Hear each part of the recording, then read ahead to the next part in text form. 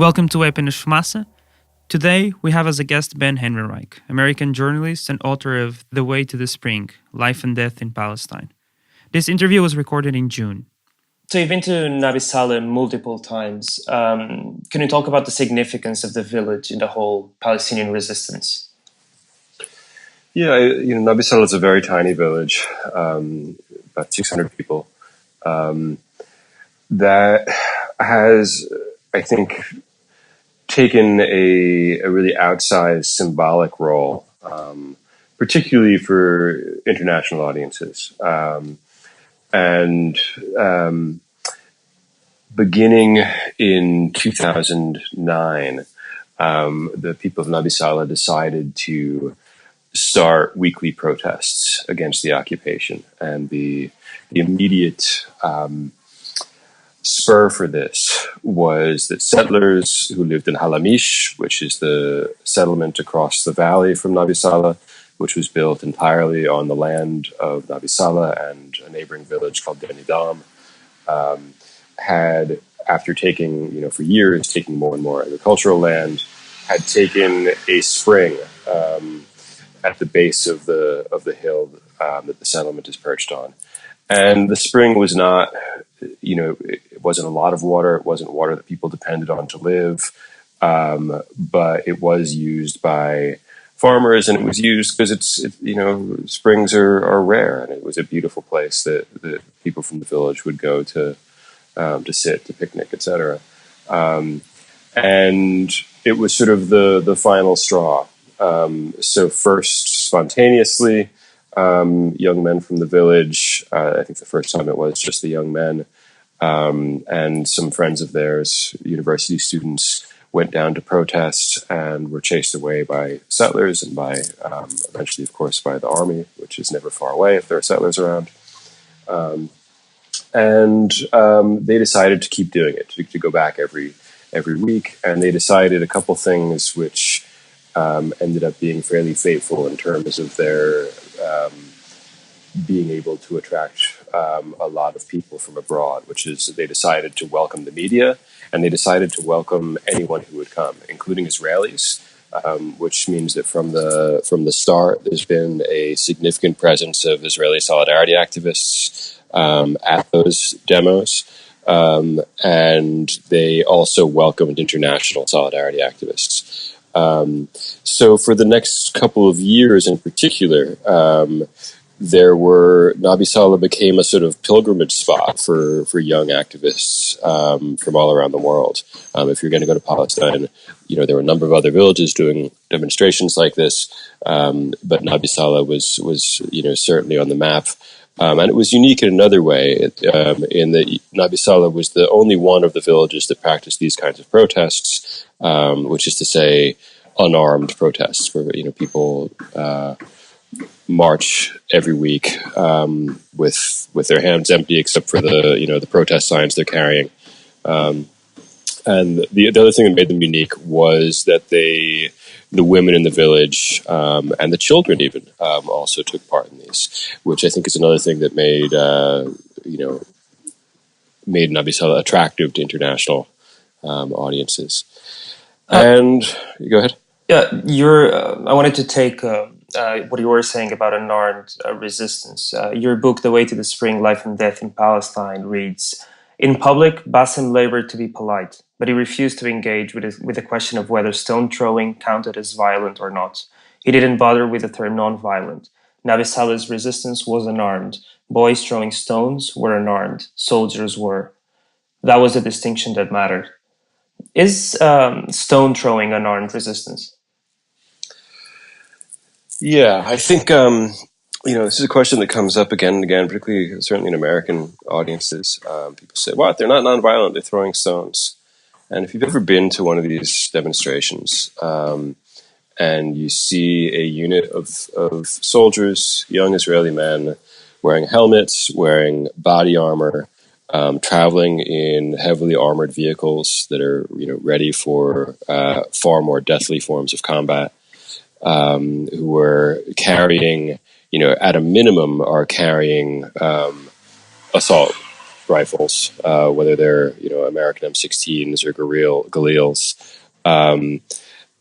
The question of whether stone throwing is violence becomes an absolutely absurd one. When you see a bunch of young men and children throwing rocks at these armored vehicles, or see them throwing them at soldiers from, usually they can't get closer than 100 yards or so. The question becomes absolutely absurd. It is extremely difficult to get close enough to hit one of them with a rock, and it very rarely happens. I put in a call to the Israeli military spokesperson's office when I was doing research for the book, and said, has a soldier ever been killed by stone throwing? And it took them a little while to get back to me. And first they said, well, people have been injured. And I said, no, but has anyone been killed? And eventually they came back and they said, no, they had no records of any soldier ever having been killed. And, of course, thousands of Palestinians have been killed by Israeli soldiers. So it's not even a question of an asymmetrical confrontation. To even suggest that there's any kind of equity of terms at all, I think is pretty absurd. You've also been to a few of those marches. You describe in your book a few of them. Can you describe what happens there, especially what happens when, I think a few years ago, when the marches were had more people than right now in 2018?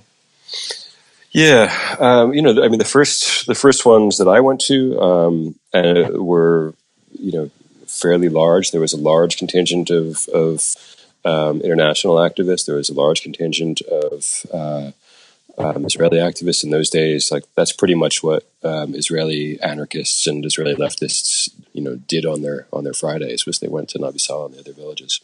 So everyone gets together in the center of the village. There's one tree that everybody stands under, not far from the mosque. And when the noon prayer lets out and the people who are praying come out to join the protest, there's a little bit of speech making, and often there was a theme for the particular march, that relates to something that was happening. And then everyone sets off down the main road through the village to join the highway that passes through the village. And there's a bend that they come to onto that highway. And usually, and they have to turn left around that bend in order to reach another road, which will take them to the spring.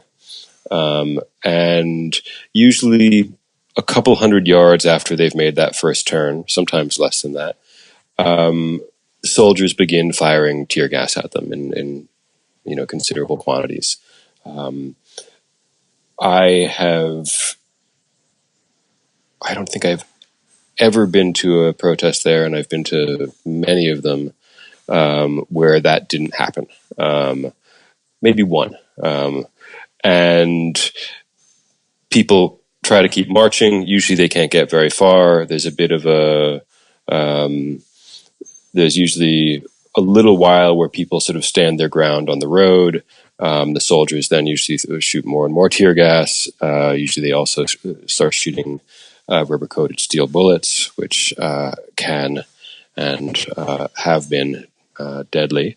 They throw stun grenades. In recent months particularly, they have also been shooting live ammunition. And usually, eventually, with all of this, people eventually scatter. And when they do, usually the young men from the village start throwing stones at the soldiers to push them out of the village, throwing them with their hands, throwing them with slings. And then in the old days, that would last for many hours. In the summertime when it stays light until late, if the protests began at 1, often until dark, at close to 9 p.m., the young men would be trying to push the soldiers out of the village with nothing but stones. And it would go on for many hours. while that's happening, people are frequently injured because they're hit with the various munitions that the soldiers shoot at them. Sometimes people are arrested. The soldiers will grab people. And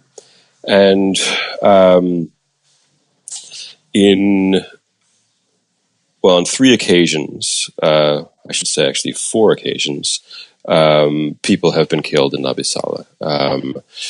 Only 2 of those, I believe, were on a Friday protest. The first person to die in Nabi Saleh was a young man named Mustafa Tamimi, who was shot in the face with a tear gas canister at close range, fired from out of the back of an Israeli Jeep. So the consequences of this can be quite severe. There's also, the extended Tamimi family in Nabi Saleh have also not only killings, but dozens of them were arrested over the past years. So right now, at least Ahed Tamimi, Nariman Tamimi, and I think Mohammed Tamimi is also arrested. Why does that happen? Ahed's older brother Wad and Nariman's son Wad is also in prison. Yeah. Why does that happen? Well, I think as you alluded to, the demonstrations really lost strength over the years. In the early years, there were a lot of arrests. They arrested a lot of the young men. They arrested some of the older leaders like Bassem Tamimi and Naji Tamimi and kept them in prison for, I think Bassem's longest stint was 11 months.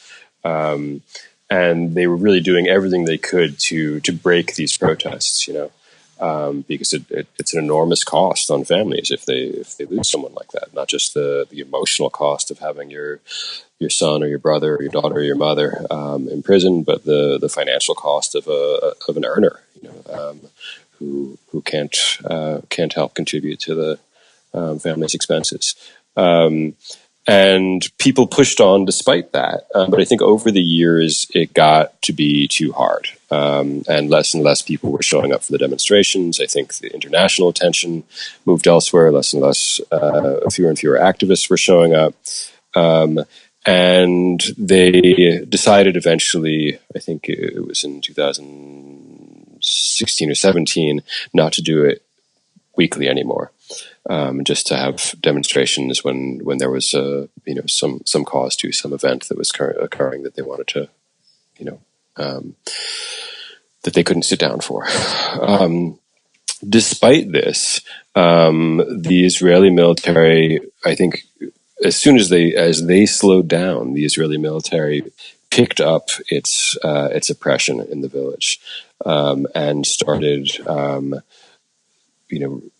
raiding more and more. Actually, it was in 2015 they had arrested most of the young men in the village, and it was after that the demos really stopped for a while.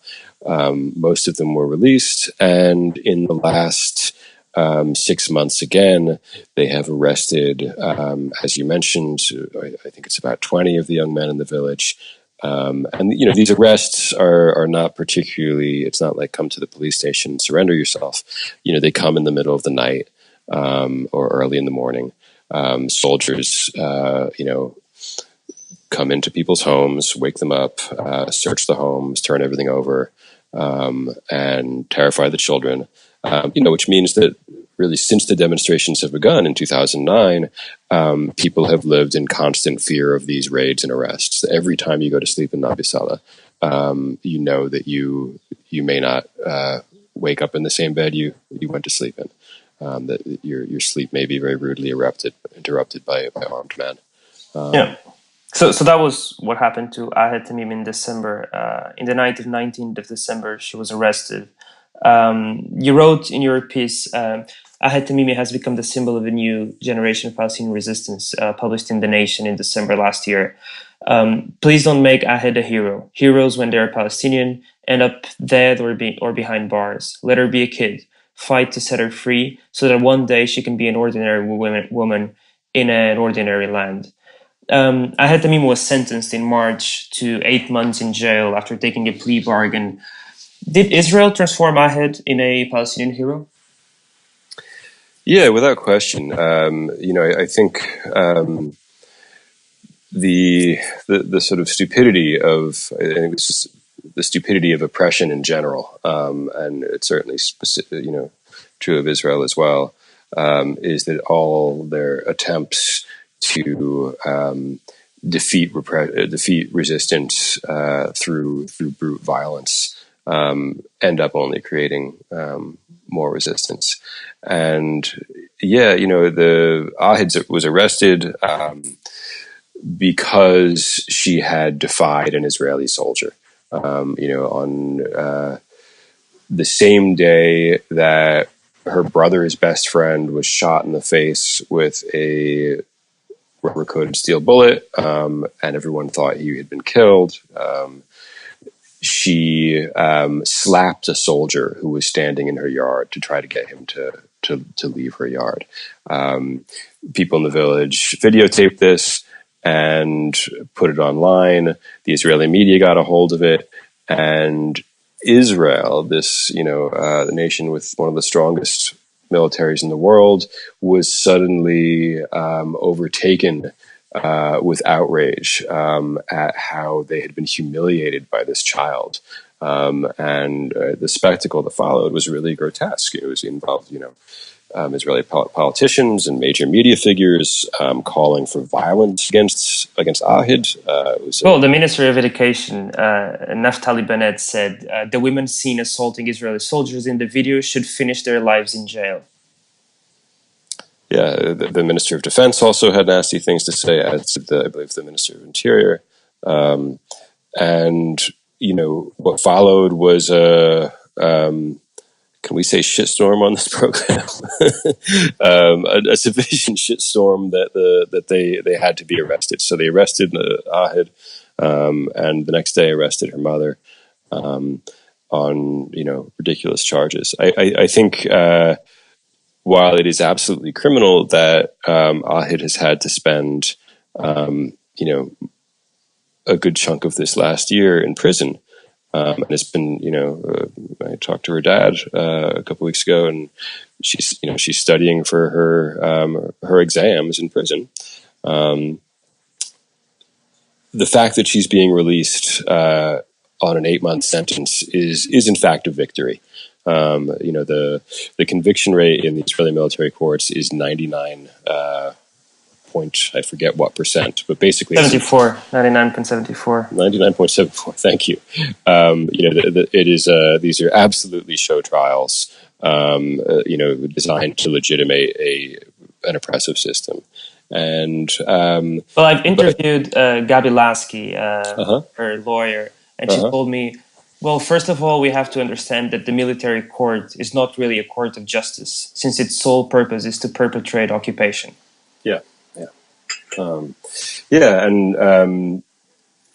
It was quite clear that when there was a case here that was suddenly getting all this international attention, the first thing that the court did was close the proceedings to outsiders and to the media, so that what happened behind closed doors would not be seen by the press. So I think on some level, the Israeli government realized that locking Ahed up had backfired. That had only turned her, into a symbol for the entire world, and that the best thing they could do was get rid of the case as quickly as they could. So they had to still pander to people who were demanding that she be punished, but they didn't want to make more of an issue of it than they could, so they gave her 8 months. And which means that all of this means that a kid has suffered like profound injuries because of the machinations of this oppressive regime. Changing topics a little bit. Since the 13th of March, the beginning of the Great Return March, more than 100 Palestinians were killed by Israeli soldiers. Thousands of people were protesting, marching to the fence that separates Israel from Gaza, which Israel calls border, but for example, Norman Finkelstein calls concentration camp fence, after Baruch Kimmerling named Gaza the largest concentration camp ever to have existed. I've interviewed Ilan Pape, a historian and the author of The Ethnic Cleansing of Palestine, and he described what's happening right now as a Palestinian third intifada. Do you agree with that? No, I don't agree with that. I wish I could, but I don't. I think the word intifada has to be used with a certain amount of not caution, but specificity. And the first and second intifadas were both mass uprisings, and both of them at least started as mass uprisings outside of the power of any particular faction. The second intifada, very quickly descended into factionalism. But I think the post-Oslo situation has meant that a lot, if not nearly all, of the grassroots energy that went into resistance activities in the 80s, in the 90s, in the early 2000s, now gets channeled through the PA and gets channeled into the international NGO complex. And the result, I think, has been that the kind of autonomous networks that existed in the late 1980s that made the first intifada possible, that allowed people to communicate and plan actions, and even that gave people the sense that on a mass level, that they could take their fate into their own hands without relying on anyone else. I think those have been chipped away at very purposefully by the PA and by the international community. And I don't think what we're seeing right now is, I think what we see are outbreaks because the frustration is so extreme. So in 2015 in Jerusalem and in the West Bank, we started seeing these individual, attacks on Israeli soldiers and security forces. And what happened in Gaza this spring, I think, was also a mass display of profound frustration.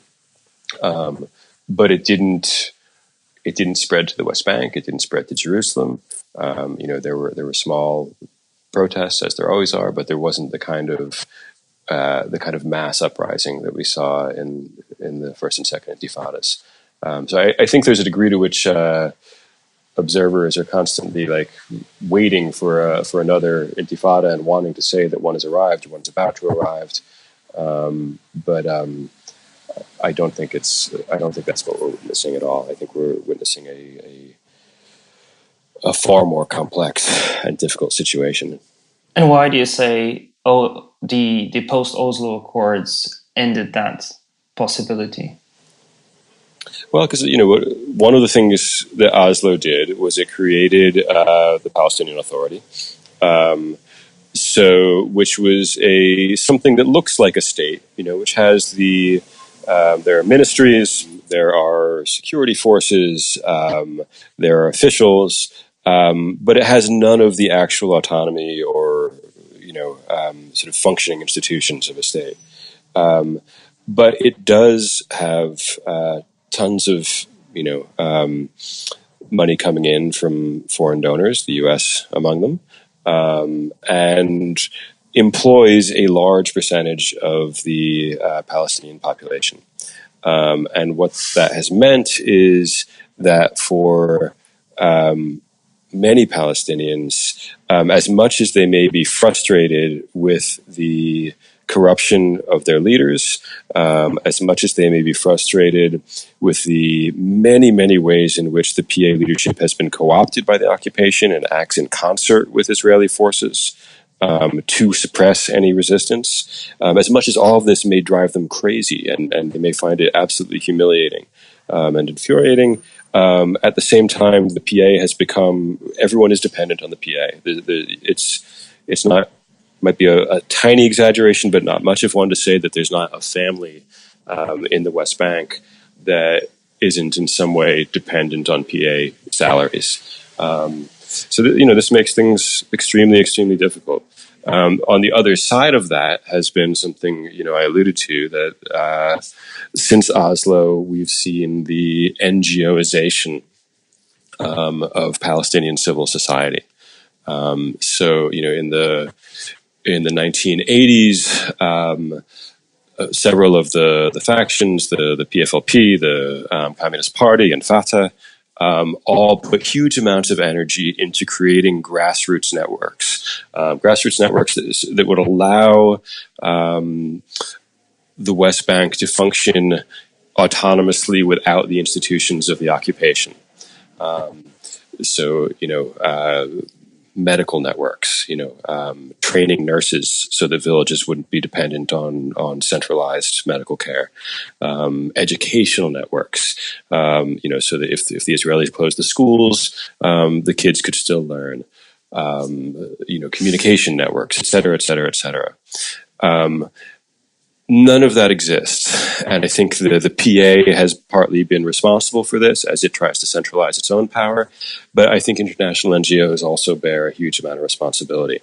Are those NGOs and the whole NGO network in Palestine what the ex-president and ex-prime minister of Ghana, Kwame Nkrumah, would call neocolonialism?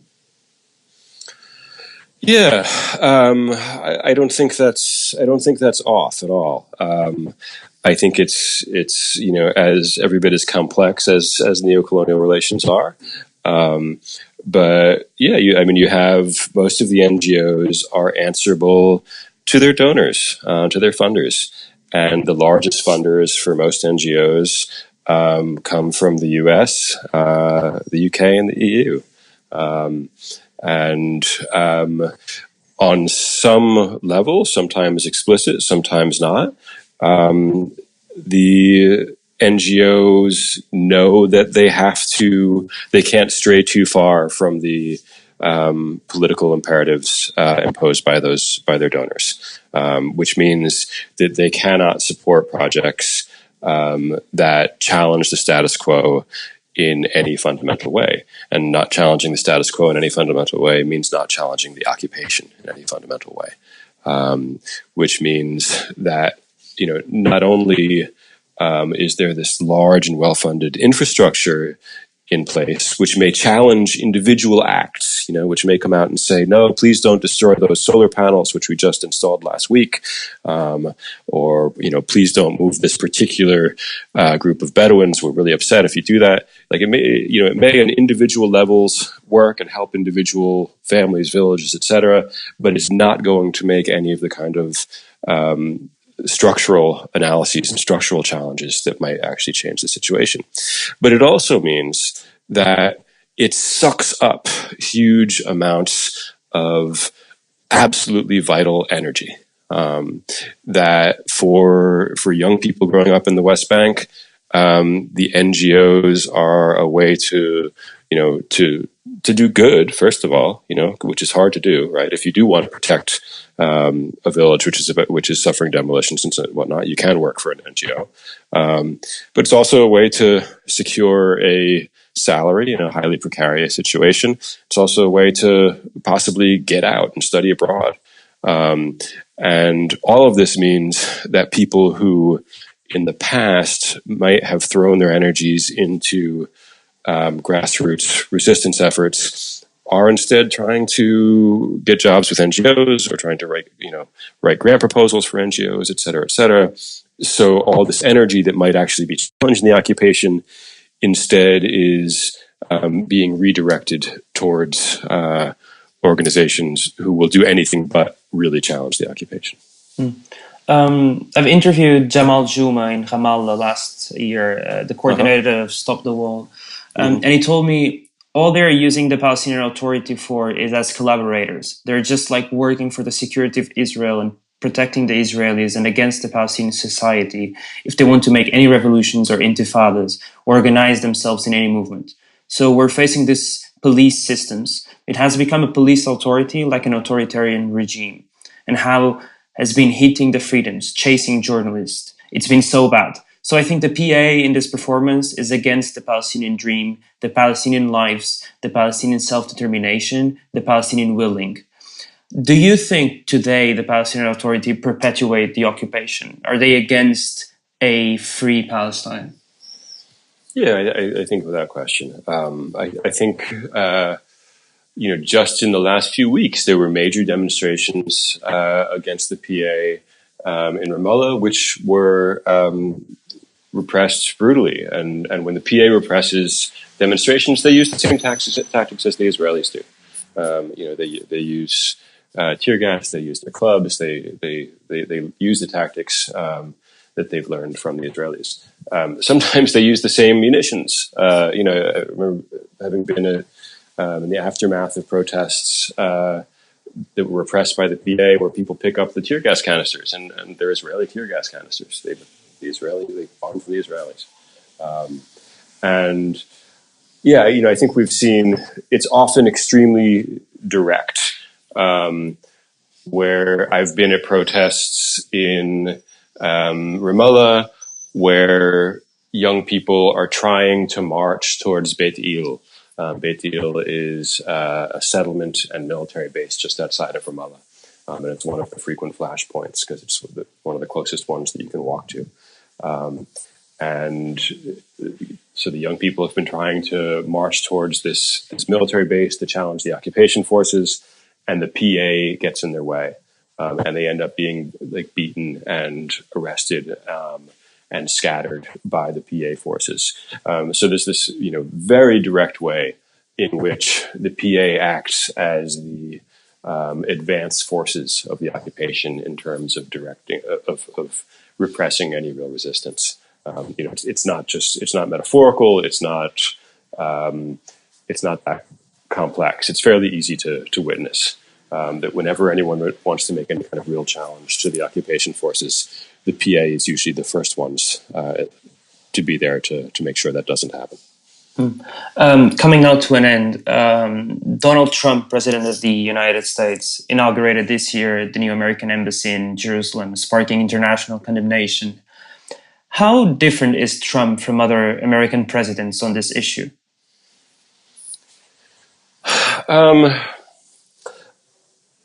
Trump, as he has been for a man who's every time he opens his mouth, a lie comes out. The thing that's, I think, most interesting about him is his inability to keep up the lies that have sustained American foreign policy and American domestic policy, and to instead, whether he means to or not, speak the brutal and racist truth that have been behind the lies America has been telling itself and telling the world for so many years. For decades now, the U.S. has imagined itself this impartial broker that was going to bring peace to the Middle East by, mediating negotiations between Israel and the PA. There are a lot of problems with this notion. First of all, that the PA is, as we've been talking about, already completely compromised and already very much an agent of Israel in many of its acts. But on top of that, the balance has been, the U.S. has always favored Israel in all of these negotiations, and has been anything but a fair broker, and has always been trying to, press the PA to take less, press the Palestinian representation to accept less, and to accept a settlement that would be completely unsatisfactory to most Palestinians.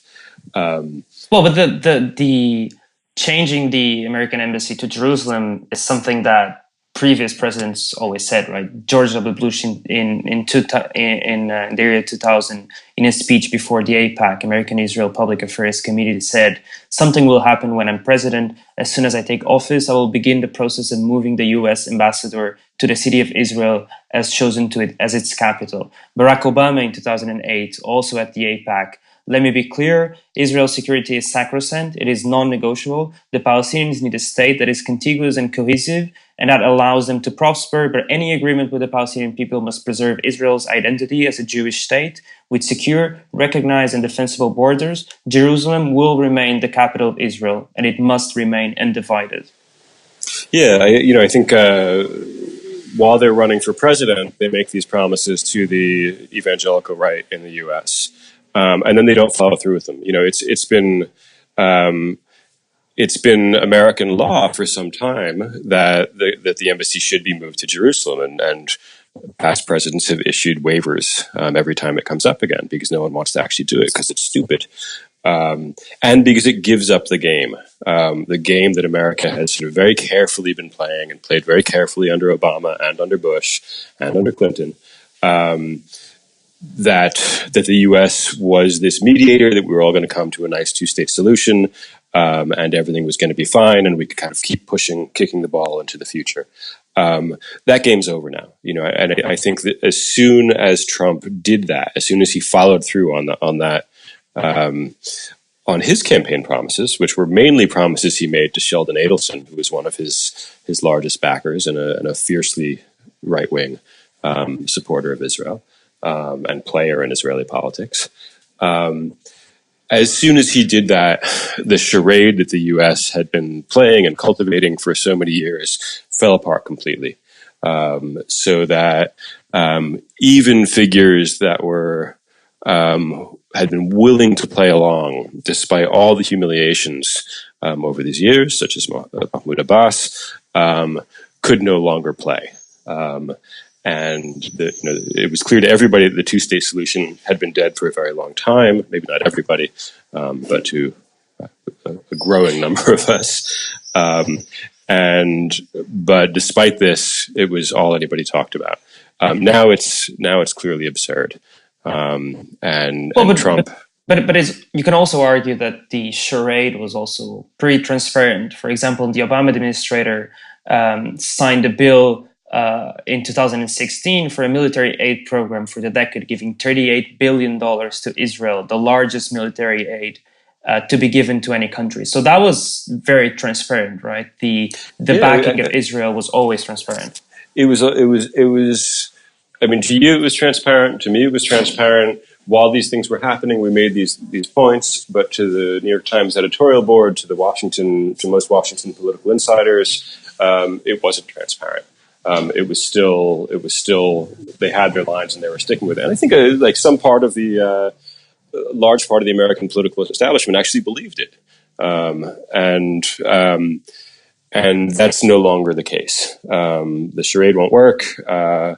The people who've been saying, "Oh, maybe the two-state solution really is over," for the last 10 years, I think finally have to realize that it's not going to happen the way they said it was going to happen. And is a one-state solution a possibility? Oh.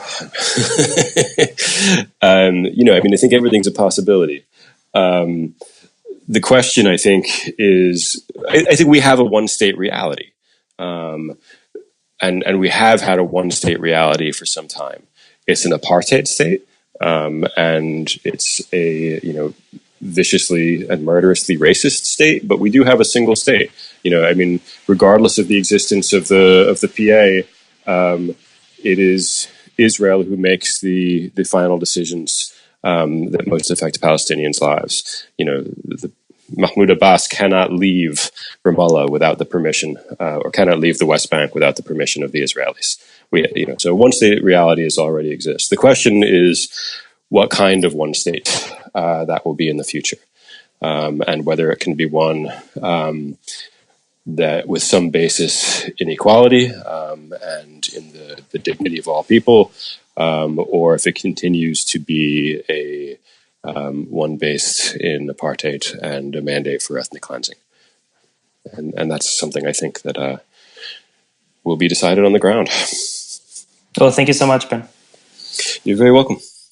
Fumaça is produced by Bernardo Afonso, Frederico Raposo, Maria Almeida, Pedro Miguel Santos, Pedro Zuzarte, Sofia Rocha, Tomás Pereira, Tomás Pinho, and by me, Ricardo Esteves Ribeiro.